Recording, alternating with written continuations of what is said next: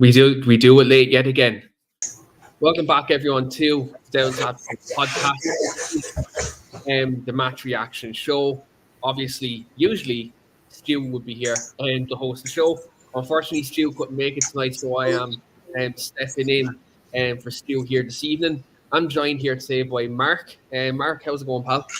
How's things going, you right, bud? Good. Well, look, as good as I can be after a late win. We were texting during the second half. We didn't think it was going to be. Didn't think we were going to be doing a show because of extra time. So luckily, Casemiro popped up clutch. First of all, I suppose looking at the game itself, obviously it's 1-0 win away from home. We've had a bit of difficulty away from home this season. What do you make of the overall performance over 90 minutes, considering that we've been, I suppose our performances have been called into question as of late. So what do you make of the performance itself? It's to the contrary, really. I thought Forest were going to come out stronger in the sense of just overall duels across the park, but just didn't seem to be the case tonight. Thought we played relatively well. Look, at times, there's no doubt about it. We should have been more clinical. There's particular players within pockets that I could pick up on, the likes of McTominay, and that, if he was just that bit more clinical, I think we would have wouldn't have had to wait. As per se, going in towards the end of the game, hoping for a goal in which thankfully, obviously, Casemiro trumps, but the game could have and should have, retrospectively speaking, been put to bed.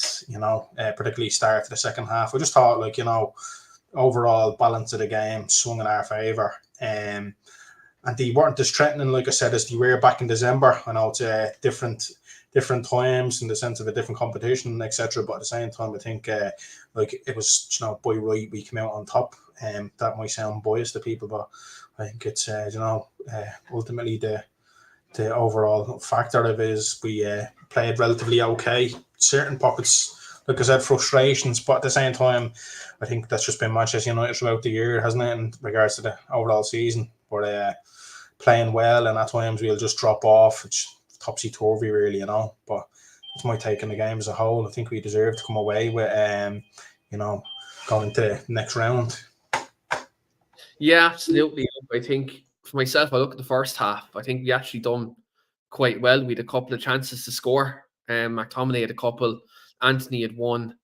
And yeah, we could have easily been 2 or 3 up in the first half. I think, like you said, after them couple of chances that we had, we did kind of left Joe Forrest back into the game. And like we always do with every team. We seem to let teams back into the game. We give them probably more of the ball than they probably should have, or sometimes are a bit disorganized. But I'll be honest, I think if you look overall, probably throughout 90 minutes, I don't think Forest really laid a glove on us that much. Compared to, like you said, the last day where there was much more intensity about them. Now, I know they have a couple of players out, consequently, and maybe not starting Hudson-Odoi was probably a mistake from Espirito Santo.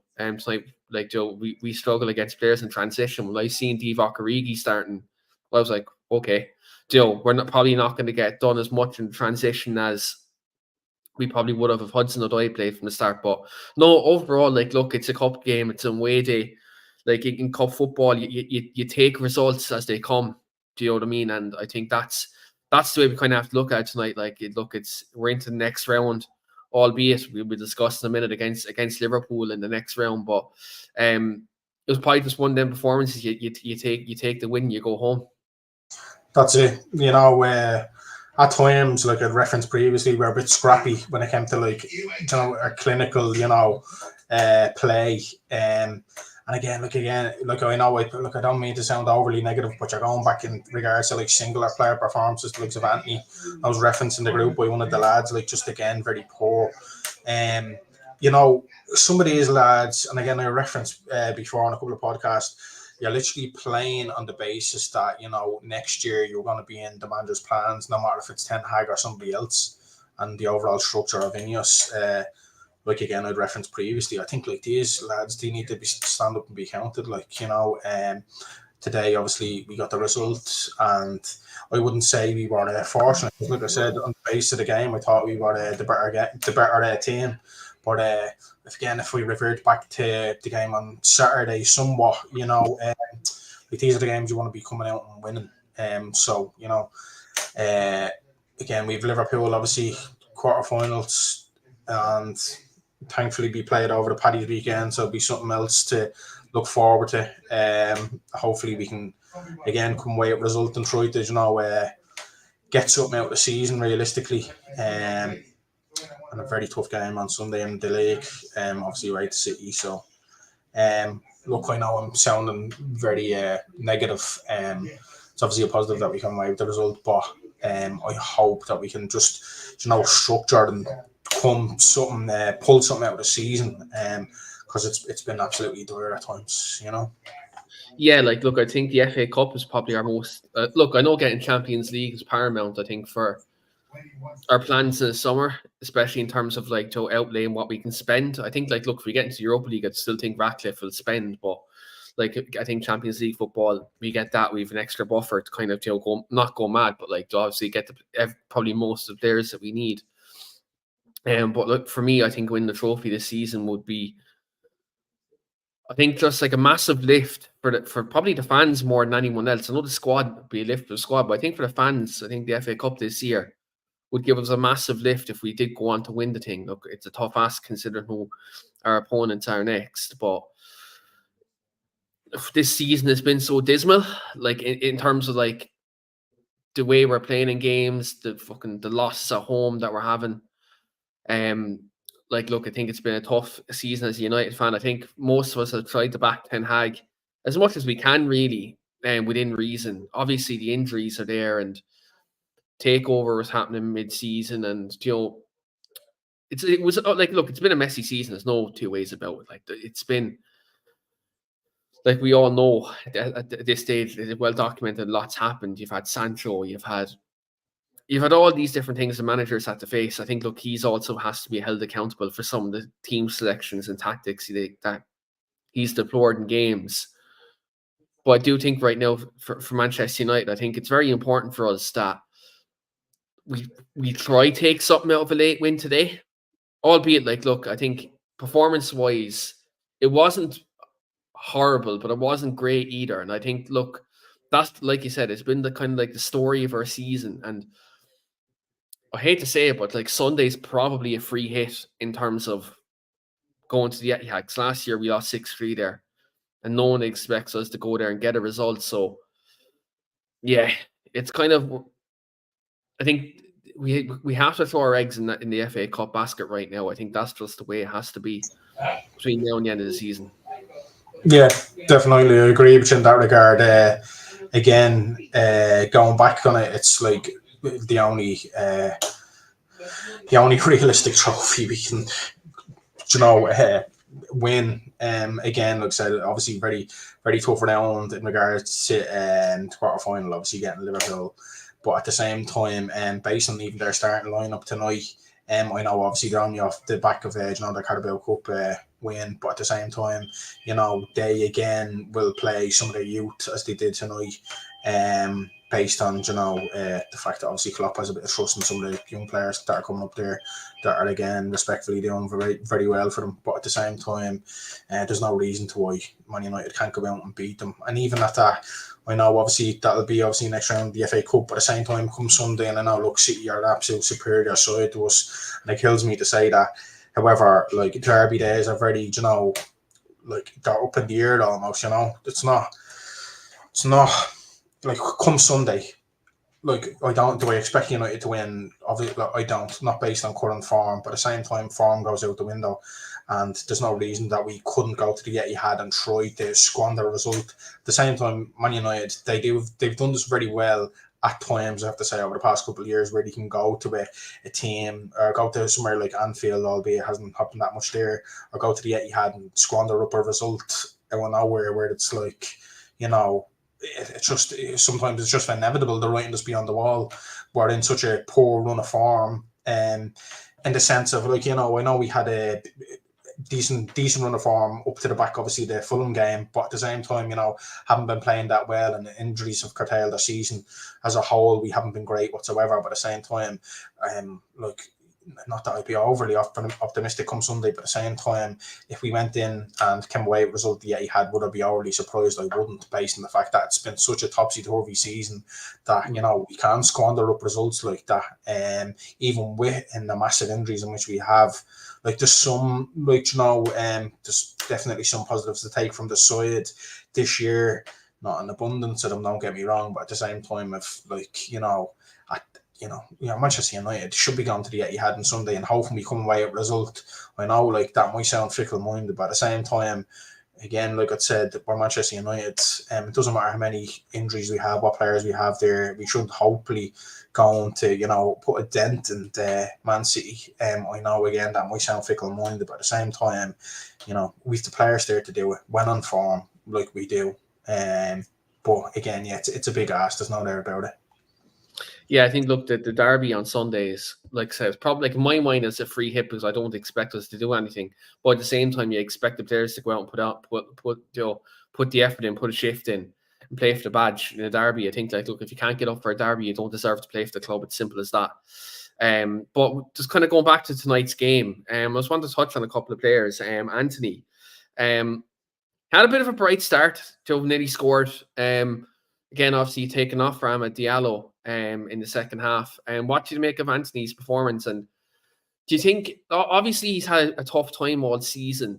He's been in and out of the side. He had injury, and obviously there was allegations against him as well earlier on in the year. But do you think maybe the fact he's in and out of the team, is that probably hindering him as much as maybe some of the performances that he is putting out as of late? I don't know. Well, I'll be honest with you. Again, I'd referenced previously, I nearly think it's like a mark of respect on Ten Hag's behalf, such endearment towards the player, because touching back on the Newport game, I'd said again in the previous podcast that I was, that I was under the assumption that he'd start, and he did, and he done obviously relatively well in that game, got his goal and whatever. Tonight again thinks it's basically like Ten Hag going to him and saying, look, you done very well the last round. We got a decent result there, albeit against a League Two side, but at the same time, based on tonight, it was just more on merit, because if that was the case, he would have started the weekend. He'd no injury problems, etc., and he played for 40 seconds against Fulham on Saturday. So I don't think it's as much as that. And I think, as well as that, being honest with you, you probably would have given Ahmad the nod from the start. Based on Anthony's performances as a whole, you have to say that he hasn't had a good time of it in a Manchester United shirt whatsoever. That's fact. If anyone would argue that, well, then there'd be an issue there with him, So you'd say, him in particular, he's one of them who was literally playing for his long-term future at United, and is he doing that well? He's definitely not. He's been classed as a one-trick pony by a majority of a fan base, let alone Manchester United fans. I'm talking about fans as a whole. He gets to the byline, he sprints, he drags it back in. He's not realistically doing what we had set up to play for, in the sense of but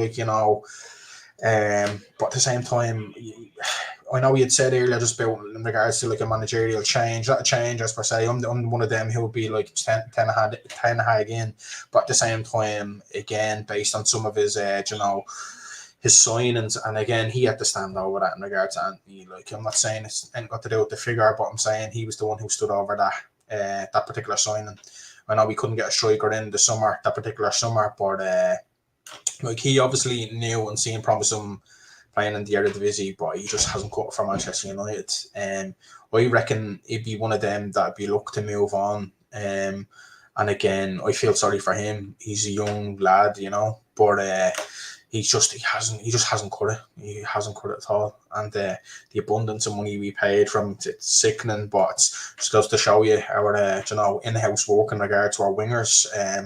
I know you touched on Sancho earlier on, but it's the same narrative. We're not getting any fruition from them, and he again was bought to curtail the fact that we didn't buy a striker in that particular summer, nor did we, bring in two strikers this summer.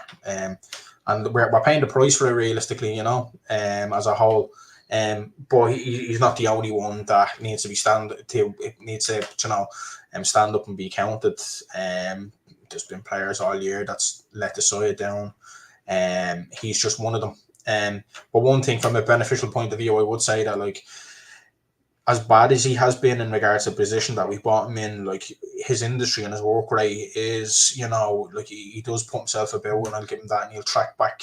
There's a lot to be said for that in regards to, say, if you look at from his opposite winger in terms of Jadon Sancho, what he done. So, it's one benefit, but at the same time, Keane, I realistically don't see him being long at Manchester United. Like, he's there to basically give us, much more than what he's been doing, from both ends, being, goals and assists, and we bought a flair player to give us that, joy and, team structure, and it's just not happening for him. It's actually it's sad to see, like, let alone from him being a Manchester United fan. It's sad to see from him. Look, he's so much promise, and yeah. The thing about this for me, Anthony, is that, like, last summer he was meant to be brought in as like a 25-30 million player, and then the Glazers pay it, and then we panicked after 2 defeats, and then we brought him in for 90 million. Like, Ajax pulled our pants down for that. He wouldn't have as much pressure if he didn't have that 90 million or 85 million, whatever the official price tag was in the end. And I do think, like, the pressure is probably getting to him. But at the same time, look, he works hard off the ball. That's one thing I always will say. Them thing off the ball, he does very good work. But yeah, we need more from an end product point of view. I say that across the board in terms of all of our forwards. I think Rasmus Højlund was showing it before the injury. Rashford dipping in and out of form. There's a lot going on off the pitch. I think that's probably affecting that. Look, again, how many times is that going to happen before we kind of, say enough's enough? But I think, look, for Anthony himself, I think his Man United future in these next 3 months is really in doubt. And you're probably right. He's probably one of the ones that Jim Ratcliffe and Ineos will be looking to move on in the summer. I do think we're probably taking a good 60, 70 million loss on him, considering his form and the lack of goal contribution that he's had in the last 2 years. We're going to take a big hit. But look, I think that he has time to turn it around. But I just don't see it happening between now and the end of the year. And also, when Højlund gets back from injury, I just don't, like, that was a couple of weeks' time or a week's time after the derby, we'll go back to that Garnacho, Rashford, Højlund front three, and I just don't see him getting back into the team. I want to touch on Casemiro tonight. Obviously, he scored the winner. But for me, I do think performance probably flew under the radar a small bit. I do think he was very, was a very professional performance from Casemiro. It wasn't too rash. None of us were complaining about him getting booked or anything or doing something stupid. And obviously showing very good maturity in making that run across the front post to get the winner. What did you make of Casemiro's performance tonight? Like what you said, I think, it was professional, but I still have reservations at times, unfortunately. I think, I don't like referencing it, but I remember listening to a podcast with Andy Mitten going back about 2 or 3 months ago, and he was saying that, like, he was talking to, like, professionals. Obviously, he didn't reference names, but he was saying that, like, that basically, like, that football terminology, that his legs are gone. And at times, I just feel like the game kind of gets away from him, should I say. You can see it basically just in his pace and his industry. I think at times he can kind of, he obviously got away with it tonight because Nottingham Forest, again, retrospectively speaking, weren't up to much whatsoever. But look, I can't be too negative. He obviously, like what you said, a professional performance, and thankfully his goal is getting us through to the next round. But at the same time, I think that if it's a case where he's to stay on come the summertime, again, there's a few muted responses that, he'll be leaving the club. If it's a case where he's to stay, like, we obviously need, like, strength and depth in the middle of the park. We obviously have an absolute star in Kobe Mainoo, but at the same time, I think, like, the eye is nearly on Manu too much in regards to doing the industry and that bit of work rate that I referenced that, a couple of the players have versus Casemiro. Like I said, at times players can just get in and around them. And I think that's, again, like if you look back to his Madrid days, like, his levels of bookings and fouls were much less than his substantial, stats now from Manchester United perspective. Yeah. And I just think, again, that's based on the fact that he is trying so hard, but the legs are like, no. The brain is still there and wants to work, but the legs are. It's like the words about Shearer, when your legs don't work like they used to before. That's literally it. Like, that is literally it in a nutshell. Because this is coming from a player who's obviously won absolutely everything at club level and in an abundance of Champions Leagues, and he's a top player. There's no doubt about it. However, like I said, it's nearly more or less like an ignorance from his perspective almost, that he is saying to himself, I can get in these positions and I can sprint as hard as I can and I can catch X players and do so much work in around central midfield. But at times he's getting found out, especially on the pivot. So, yeah, it's unfortunate. Like I said, there have to be big changes come the summer. Again, I feel like I'm just being overly negative with Manchester United at all. I think it's just reverberates off the game the weekend that I was at. So, but anyway, I think he, he's gonna need help. He's being found out, as per se. Do you think the tactics aren't helping him though? The fact that we're pressing high up the pitch, but then we're telling the back four to drop deep. So like ultimately, there's that gap in midfield, and when it's a case where Bruno is one of them midfielders that's pressing really high because he leads the press. Casemiro's in there on his own with Manu, because Manu's also going forward as an 8. So he's literally in there as a lone 6. And then he has like some Maguire. I know Maguire wasn't playing tonight, but like the Lindelof and Maguire who can't run. I think that's exactly it. Like at times, like you hit the nail on the head there. Whatever tactically is going on from Ten Hag's perspective, he obviously has Bruno playing in the 10, and at times, without fail, because he would have been pulled in over it, he's getting Manu to go further forward when we're in possession. And like that, we lose possession. Casemiro seems to be the only hold midfield player, and we're getting found out from that, regard. Again, like Carragher, I didn't agree with absolutely everything he said during the night, and I know a lot of fans in general lauded it because we United were basically getting pummeled on MNF. But at the same time, like he made some serious points, like the amount of space that Fulham had over the weekend. And again, do I put that down to management from a tactical point of view? I do, but at the same time, you're Casemiro and you're 33, 34. I hope I'm getting that right. 32, 33, blah, blah, blah. You're saying to yourself, I'm such an experienced professional, like I need to get a stronghold of this, and he's not doing that at times either, which kind of like it's very worrying, like if Manu, and again, all respect to Manu, he's had to have an absolutely superb start of his career at Manchester United, but he's 18, 19, he's basically telling Casemiro what to do at times. He's obviously saying to himself he needs to be in such positions because from a tactical point of view, like his legs aren't gonna, I'm going on as if he's some old donkey, but like at the same time, it's just, it's the truth. He needs players around him. He needs players around him that are going to give him good work ethic and let him do what he can. We are more or less, giving him that like saving grace, having like young, quick players around them versus having players further forward where he's basically in the pivot zone.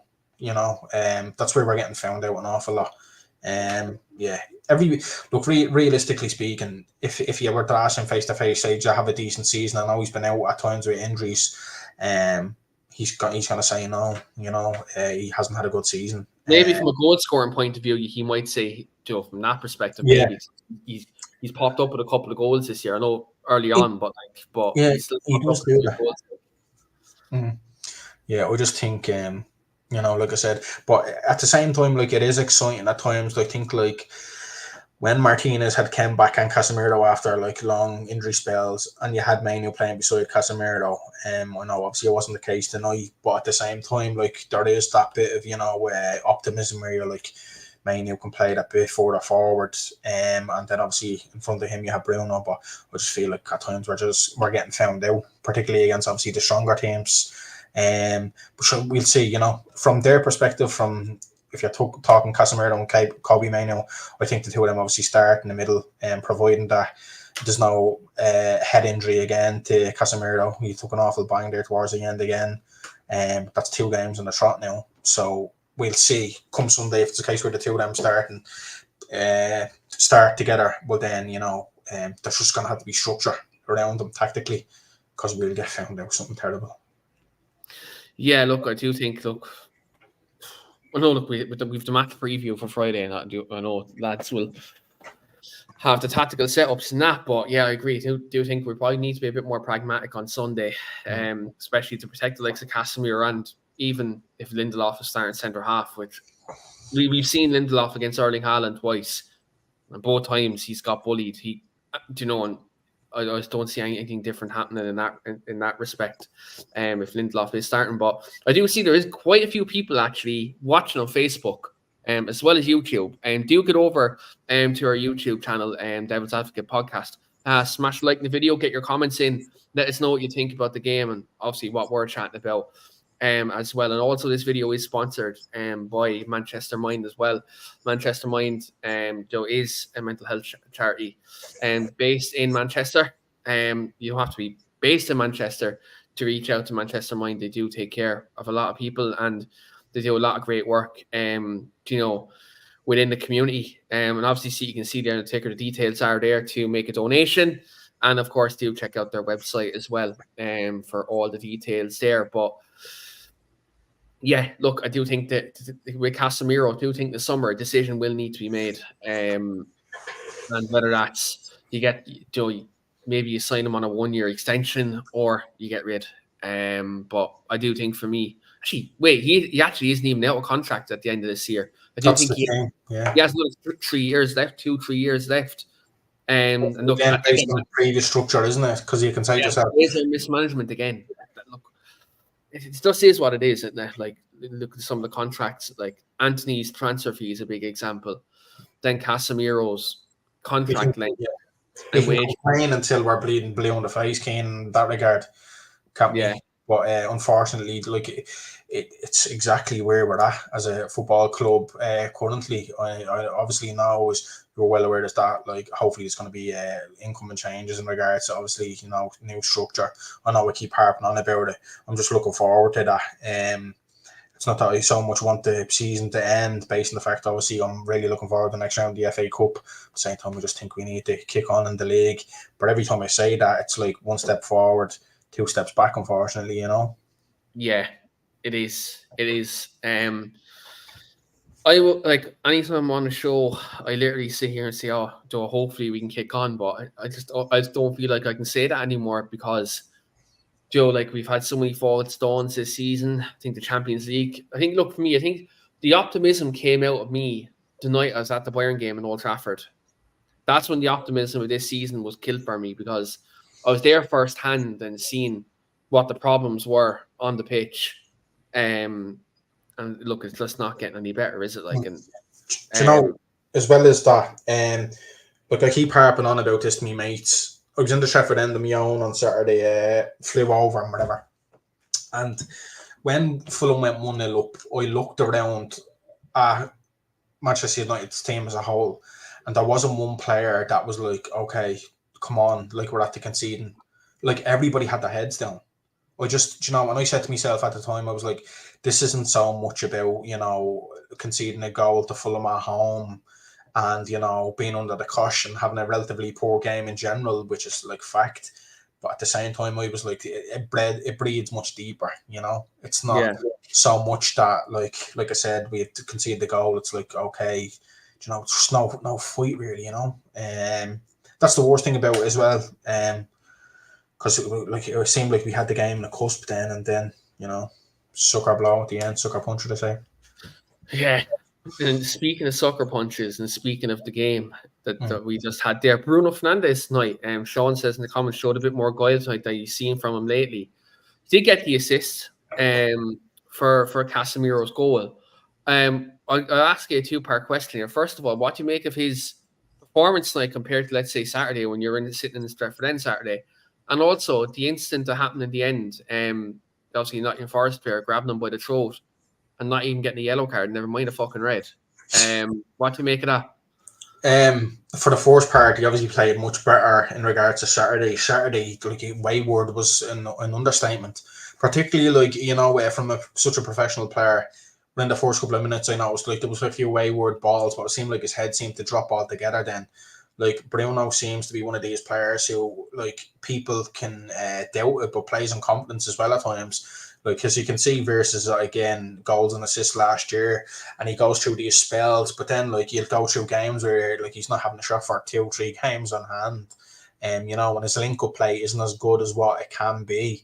Tonight obviously was much better, thankfully, in regards to his overall performance.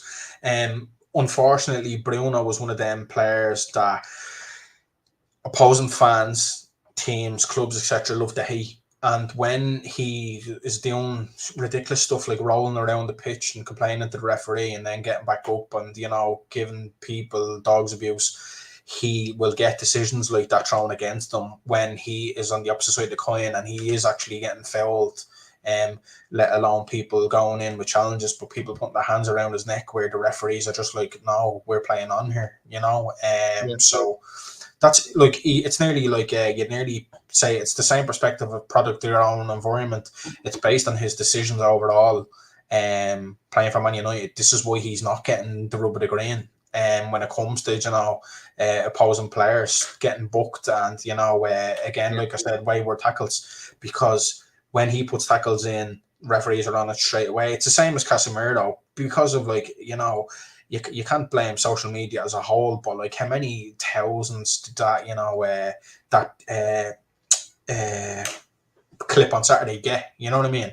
And obviously people see that and they're like, you know what, we hate him. Like opposing fans hate him, and we'll stand by Manchester United players no matter what. Like again, respectfully speaking. But at the same time, like he does stuff that it's just ridiculous. And then you're like, you can see why he gets so much grief. So I'm not surprised whatsoever in regards to the outcome of what happened there tonight at the end. Because again, at times he brings it on himself. Am I saying it's the right thing? No, it's most definitely not. You shouldn't be putting your hands on anybody. But at the same time, I realise like the fact of the matter is why it happened is because he is literally going around like this at times, giving people a reason to not give him the rub of the green. My argument what they say is it's like Casemiro literally, if you look at the two pictures isolated, your man's grabbing Bruno for a fucking choke slam. You swear he was Keane or the Undertaker fucking doing that. And then Casemiro literally didn't even grab, was it Will Hughes by the neck? He literally grabbed him here. Straight ahead, yeah. It was with two hands rather than the one. That's probably a bad demonstration as well, by the way. But yeah, like though that's what happened. And the fact that it went to VAR, they took a few minutes and they decided, no, hands on the neck is okay. Yeah. Do you know what I mean? And then Casemiro got done for less last year. Again, look, it shows the inconsistencies of VAR. Like that's what I was going to say. Yeah, it's even so much not about Bruno as a whole. It's just like what you said, nail on the head again. Inconsistencies with VAR. Like I was like, I know I keep referencing it, but I was at the game on Saturday and we had a few like dubious decisions going against us. Where we should have had free kicks at times. The cameras obviously at home probably didn't show so much, but at the same time it was like, how are people getting away with this? It just seems to be, again, we can't just say it's only Man United because it's not. But again, it just feels like that when you're having such a poor season and you're not getting the rub of the green at all in regards to fouls and yeah. It's just mad. And like it's mad because even if you look earlier in the game, Marcus Rashford was fouled in the box. And look, arguably, it's subjective. I thought it was a penalty, or at least there's a conversation to be had, because there was contact in the box. Maybe the way he fell was a bit dramatic, but there was contact there. I dare to say if Mohamed Salah, just to mention one player, if he fell in that specific way, or Luis Diaz, they'd be getting a penalty. But because it's Rashford and because it's a Man United player, and because maybe the antics of maybe some other Man United players who are a bit erratic, it doesn't even get to do due diligence that it probably should. But obviously, as a whole, probably not a vintage performance, but we do take the victory, and we obviously That's it. That's the beneficial part, isn't it? It's like, Yeah.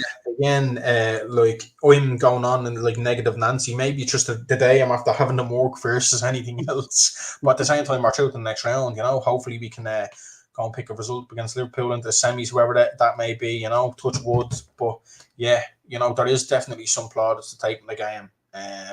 Some positives. So yeah, we'll see. Sure, time will tell.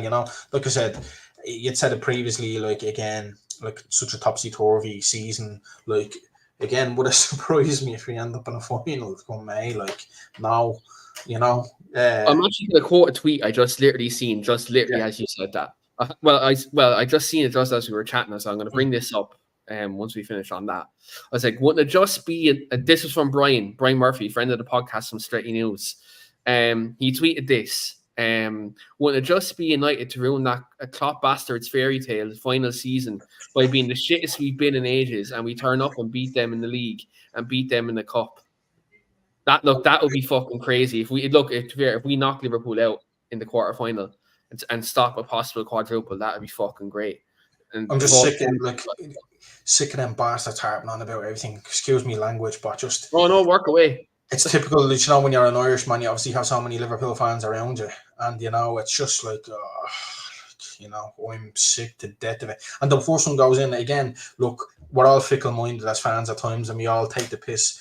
But the weekend gone, it was like, they were at the win of the Champions League with the bleeding celebrations. And last year at the same time, we obviously go ahead, beat Newcastle, and it's like, you think they're this and that, and they're back and this, and, we wouldn't harp on so much about a Carabao Cup win. They win the Carabao Cup, and now they've played, they're taking Alan Hansen's quote from 30 years saying he can't win anything with kids, even though, to be fair, I don't think half them players were even a thought in their father's ball sack at that time. But look, we leave that there on Liverpool, because obviously that game coming up in a couple of weeks. We will have 2 previews that week. I'm just throwing that even out there now, 3 weeks before we even get near there. I'm just going to tell you there's going to be 2 previews that week for Liverpool game. But we will get to player ratings, Mark. Now, bear with me, viewers. I'm not usually up to date with player ratings. I haven't been on a match reaction show, I'd say, in about over a year. So please do bear with me as I just pull up the teams. And then look, we'll go from there. Obviously, we're only going to do Man United players in the player ratings, because I wouldn't have a clue about the Forest players. I was going to grab the line up there. So first of all, I'll give you the goalkeeper, Mark, Andre Onana. Look, I suppose he made a few decent saves. You're not going to give him a 10 based on the fact that he didn't have an awful lot to do. I'd say like a solid 7. I'd say he done relatively okay tonight. Just a few parts where he was getting pressed, and my heart was in his mouth, particularly in the first half.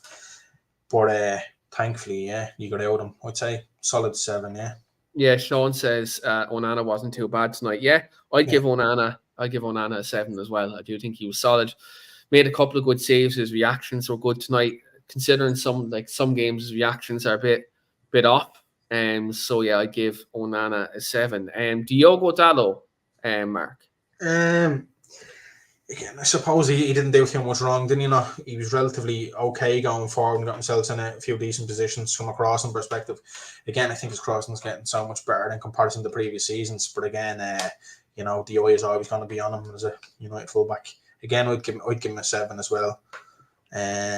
Relatively okay, wasn't nothing to pull up trees about, but 7. Yeah, I give Dalot a 6.5 here. I do think, look, you can probably edge that with 7, but I do think he was solid. Got forward a few times. I do think there was a couple of times maybe so he did probably get caught out of position once or twice, but that's because he was pushing forward, and obviously where gaps in midfield, there was no one really there to cover him. It's probably not his fault, and maybe I'm being harsh, but I gave him a 6.5. I'll take Victor Lindelof. Got out muscled a few times by Anawai tonight, and Origi, but didn't do anything Victor Lindelof like tonight in terms of mistakes or doing something that's like an absolute calamity. So I give Lindelof a 6. I'll give you Rafael Varane. Again, I'll revert back on what you said, like 6.5, 7 probably for Varane. Didn't do too much wrong. Relatively professional performance. I thought, again, I know I'm going off the beaten track, but I thought the striker, when Evie was going to give them much more, provide much more stress to the two of them based on the season he's having. They're defenders that don't want to play against a player like that, particularly, obviously, like your man Lindelof, because he's a bleeding centre half built like a bleeding, it's just, I don't know what it is. I'd fancy myself against Lindelof from a strength perspective, being honest with you. But, I don't know. Yeah, 6.5, 7. Sorry for harping on. Oh no, you're grand, boy. You're absolutely grand. Yeah, 6.5 for Varane. Then we'll go there. Amrabat, I'll take this on. I'll make a quick 5. Wasn't great. Got caught out of position. He was torn between a left back and being like kind of the inverted midfield player. Gave the ball away a couple of times. Nearly had a good assist for Nottingham Forest as well. But yeah, look, one thing I will say is maybe I'm being harsh on him right now, but he hasn't played much football in the last couple of months, obviously due to injury and just not getting into the team because of Kobbie Mainoo being there as well. So yeah, I give Amrabat a 5. Would you agree, or am I being a dickhead here? Am I being too harsh? I don't think you're being too harsh, but I think as a whole, we just haven't seen realistically what we had took him on loan for, in the sense of what we expected from a player like that, of that magnitude, what we were sold to be such a player of that magnitude. So I think like he hasn't lived up to the bill. I don't see United paying the money to Fiorentina for him anyway, for that the deal as a whole, So yeah. And Sean says we're being too generous. Sean, give me your rating in the comments then if we're being too generous, because I thought I was being an arsehole giving them a 5. But go on, yeah, give us your rating in the comments for Amrabat. But we'll move on. The match winner, Casemiro. Again, I'd say like a solid 7. It seems like I'm sitting on the fence here. A solid 7. Didn't do too much wrong tonight. I think there was, if I'm not mistaken, there was only one foul, not a booking either, which is again a positive considering he seemed to be a scapegoat. But yeah, solid 7. Yeah, I give I'd probably agree with that. Yeah, because he got the goal. The pipe bumps him up. Yeah, I agree with that. Scott McTominay, I'll take this one. I'll give him a 6.5. Probably actually, no, I'll probably give him a 6, actually. No, yeah, I was being too generous there. I'll give him a 6. I do think, obviously, there was times in the game where we didn't see him. He kind of fizzled out of the match, but he did have a couple of chances. He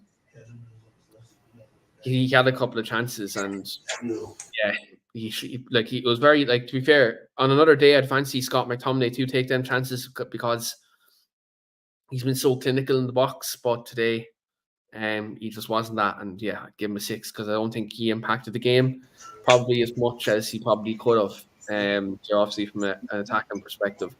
Sean on air Amrabat rating, he's given Amrabat a 3. He said too many wayward passes. I know he's out of position, but compare how he's been for us versus his World Cup this time last year. One thing I would say is I think he's probably living. He played okay in the World Cup, but I think he's living off that tackle against Mbappe. Because if you actually watch the rest of that game, Mbappe cooked Amrabat for the rest of that game. But yeah, he's probably living off that one great tackle that he made off him. Bruno Fernandes, Mark, what are you going to give him? I'll give him. God, I keep saying 7. It's just because I don't think he pulled up trees, but again, he played much better than he did come the weekend gone. So again, I suppose I'll give him a 6.5. Done well, obviously, with the assist and that. I thought he could have done better with some of the finishing in regards to some of the chances that he had. I think he had 2 shots on target. Just not seeing the same Bruno that we're used to, but at the same time, didn't do too wrong. Yeah, 6.5. Yeah. I give Bruno a 6. Look, I do think there was times he got on the ball, tried to make things happen. Probably could have done a bit better in some stages, but look, one thing I will give Bruno at the minute is he never misses a game, does he? He's always available. Yeah, he might act the bollocks, but like he's always there. He never misses a game through injury. So he's a shit house, but he's our shit house. I think that's the way I kind of look at it. Like, you know, like I love the fact that all our rivals hate him. Do you know what I mean? Like, I love the fact all our rivals We hate do him. as well. You know, like I said, there's not one Manchester United player that came within reason that I wouldn't stick up for. He's one of them that, you know, literally gets under people's skin. And I absolutely love that about him. But I just wish his performance at times would mirror that. Just so we're like more proud of what we can be at times, if that's the right way to put it. You know? Yeah, I know what you mean. Yeah, look, there's probably other ways he can conduct himself, but to be fair, if he winds rival fans up and he's putting on good performances, then I don't give a fuck what he does. No one cares then. Yeah. And that's the way I is. I think, look, I want a bit more substance from him. I do think, like, look, to be fair, the fact he's playing this like multitude of games, Bruno Fernandes is due an injury. Like, he walked out of the ground. I was just seeing a video there. Like, he walked out of the City ground limping, and he played today with a knock. You look at the amount of games. Like, I was looking at this the other day. I was talking to a friend of mine about Bruno, because obviously Bruno's one of my favorite players. And I was thinking in my head, and I was saying to my friend that eventually Bruno's going to come to a point, and it's probably nearly happening now, where he's going to burn out or he's going to get a big injury. It's going to be one of the two, or simultaneously it's going to happen. And I do think if I look at him right now, he's not. Maybe it's a mix of his own performance, maybe the system, that's probably hindering him at the moment. But look, we know Bruno's capable of much more, and I do think maybe when Mason Mount comes back from injury, maybe you can give Bruno a week or two off just to recharge the batteries. Not even just to say, like, look, you're shit, you're dropped. Maybe just, obviously recharge the batteries, give him a couple of weeks off to just get back to full fitness, and maybe you can come back into the team and put on a good few performances. But with the way the season is, and the way the fact we're kind of chasing the Champions League by hook or by crook, it's probably going to be hard to drop Bruno. But that's what I do. It's the sad reality, isn't it? Because Yeah. like, again, we need him, and I know again you're on thin ice in regards to industry or injuries and burnout, etc. with a particular player, considering he's played so much. But as well as that, like, if you turn around and ask him, like, what do you want to do? He's not one of them players who he wants to play every minute, every game. And again, like what you said, it could be to his detriment at times, So, and as well as that, look, what we want Mason Mount to come back, nothing more than come back and have a fine, end to the year. But again, when are we going to see that? And is he going to realistically push Bruno out even for a period of time where he can rest? I just don't. I'd love to see it happening. I just don't see it happening, based on the fact that, like, we just need results, don't we? And that's where we're at this stage of the year. If it's a case where we want to get a European spot, and it's just unfortunate because we've such a depleted squad with injuries. And I know other fans can go on and don't give a fuck what they say, and they're just like, oh, well, he's on about your injuries all year. Yeah, realistically, we've just been absolutely whacked out, unfortunately, We've been battered by injuries this year. Obviously, it doesn't excuse some tactical decisions by Ten Hag or some performances like Palace at home or Fulham at home. But, like, do you know what I mean? Everyone's ignoring their injury list at the moment, but the fact that Liverpool have a few injuries, or Spurs had a few injuries a couple of weeks ago, or even Newcastle now have a few injuries, it's a fucking war crime. It brings it. Yeah. Because everyone plays on the same, like, excuse then. It's like, oh, well, look, we've had such a...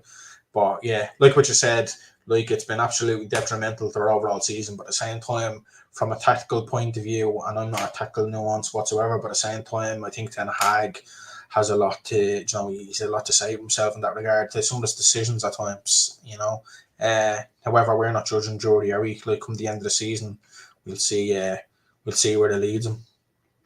Yeah, absolutely right. You're absolutely right. And Trevor, I love Trevor. He's always in the comments a good, loyal servant to the channel. In the last 4 years now since we fucking started. And he says, Keane, how are you, buddy? Are you out on license? I wasn't on license in the first place, but no, I've been sick. I'm on the mend this week, but no, it's good to be here. And thanks for viewing again, Trevor, as always, and getting your comments in. Yeah, we've digressed. We better get through the rest of these player ratings before we wrap up. Anthony, Do you want to take that, or will I take it? Sure, we probably both give them the same. It's not the 7 that I keep mentioning anyway. Yeah. I'd say again, like one of the lads reference a 3, and I think that's being generous. Being honest with you, there's not much positives to take out of it. Like said, in the first half, the first couple of minutes, he done relatively okay, but then it's the same Anthony that we've grown so frustrated with. I just don't see his long-term future in the Man United jersey, and it's unfortunate. But I don't like. I'll see it and say how I see it, and he's just not the player for the club, unfortunately. Yeah, I'd probably be slightly more generous. I'd give him a 4. Again, he started brightly, and that's what's annoying. Like we could see, he could be a threat, but it's just maintained that I think is the problem. And again, like we discussed earlier, I don't know how long it's going to be before he gets the boot, because we're not getting linked to right wingers for no reason. Like Pedro Neto and Olise, we're not getting linked to them for no reason. So yeah, it's unfortunate, but I do think the club will make a decision in the coming summer. Marcus Rashford, I'll take this one. He gets a 3. Yeah, look, I think probably isolated. He didn't get many chances, but when he did get a chance, he was very un-Rashford like. Though usually when he's in the box, he's very good to take a chance. Look, I do think he's struggling for confidence. I don't know, is the fallout with the manager affecting him? Is stuff going on in his personal life taking over his football? I don't know. I think there's 101 things going on at Rashford at the moment, and maybe for himself, does he need a change of scenery? Because he's a Manchester United youth player, there's a lot more expected of him than probably everyone else in the squad. Probably bar the exception of Bruno. There's probably more expected of Marcus Rashford than everybody in the team. And that, maybe that's affecting him.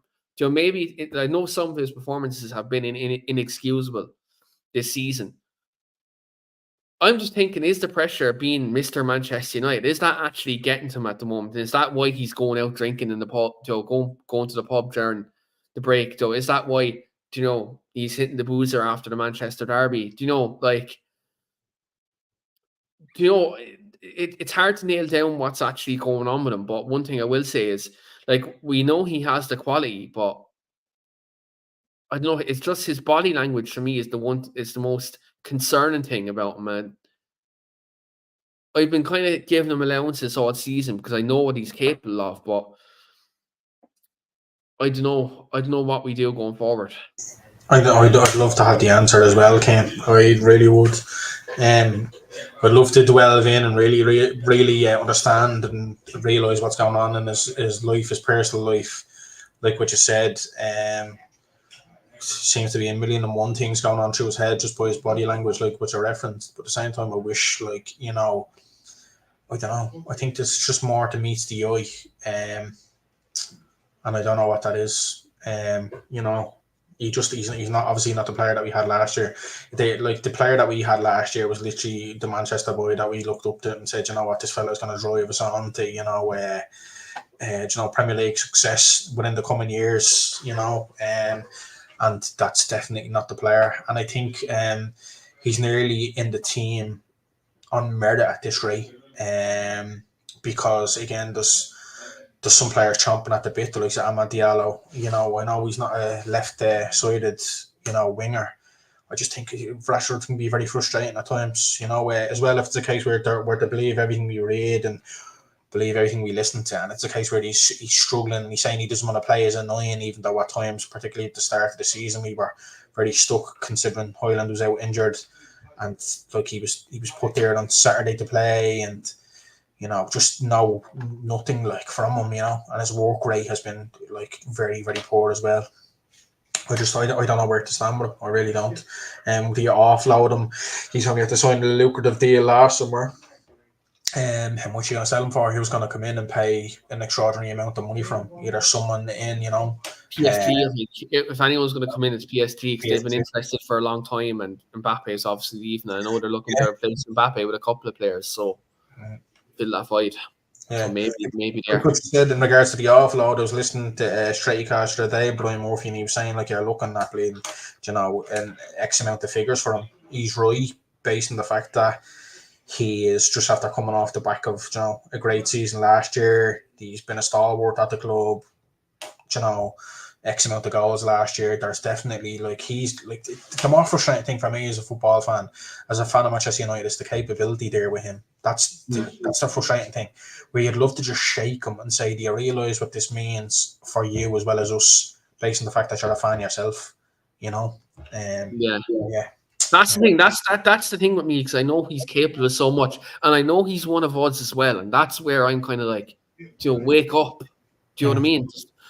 Look, if there's people in his circle who are, leading him astray, or if there's people in his ear telling him to do this thing off the pitch, or if there's stuff going on that maybe he can't control, within the realms of football. Wake up, do what you done last year. Go off. Remember what he done last summer? He went off to America. Fucked everyone else off. Worked on himself. Pre-season he called it, yeah, literally a pre-season. If he needs to do it.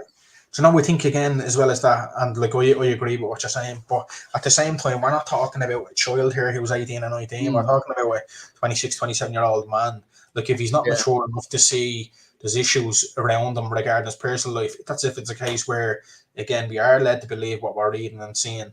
Well, then, he should have the capabilities to turn around and say, you know what, there's an issue here and I have to fix it. Other than that, my career will be down the pond.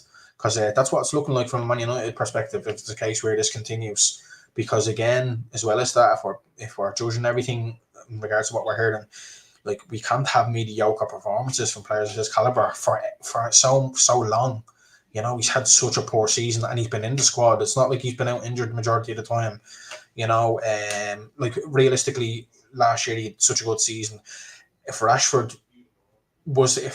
I'm trying to say is, if Rashford, God forbid, got injured over the coming days against City, we wouldn't be like, oh God, we're missing Marcus Rashford the weekend. We'd be like, okay, well then, hopefully we have someone to step in and Garnacho can play left, and I don't know who would be up top considering we such amount of injuries. But what I'm trying to say is, at least we're gonna get more of it. I don't know what I'm trying to say, but I know what I'm trying to say at the same time. Yeah, I get you. Yeah. I don't know. It just hurts you, doesn't it? It's just the hope that fucking kills you, and I think that's that's the thing. Look, we'll rattle off the last few final player ratings. Garnacho and Ahmad. I'll take Garnacho. I give him a 6. He tried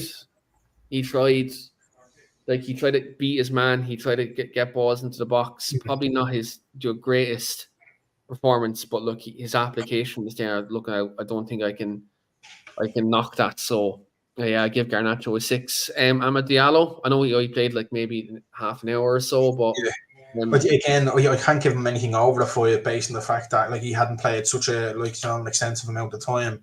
One thing, he had the chance that I came across that he hesitated with, and he went with his right radness, his stronger foot and his left, whatever way he positioned his body.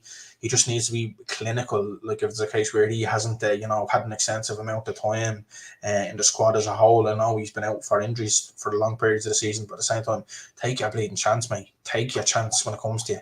Because again, like that, with so many injuries, he's been out injured himself.